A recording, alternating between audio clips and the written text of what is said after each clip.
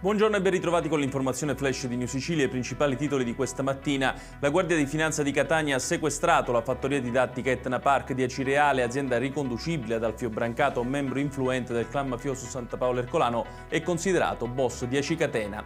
Attualmente l'hotspot di Lampedusa ospita un totale di 1.208 migranti, inclusi gli ultimi 258 salvati che sono giunti durante la notte. Nonostante i circa 500 trasferimenti al giorno, la struttura comunque rimane sotto pressione. Picchia la sua ex in mezzo alla strada. I carabinieri di Belpasso nel Catanese hanno arrestato in flagranza di reato un 34enne della zona con l'accusa di atti persecutori e lesioni personali. E un altro caso di violenza sulle donne arriva da Augusta nel Siracusano, dove un uomo si è introdotto in casa dell'ex moglie rompendo una finestra per poi prenderla a bastonate, arrestato e condotto in carcere. Probabile intimidazione per un commerciante di Santa Elisabetta in provincia di Agrigento che questa mattina ha ritrovato tagliate le gomme della sua auto. Sul caso indagano i carabinieri. Tutti i dettagli su queste notizie li trovate sul nostro sito www.newsicilia.it. Grazie per averci seguito e arrivederci.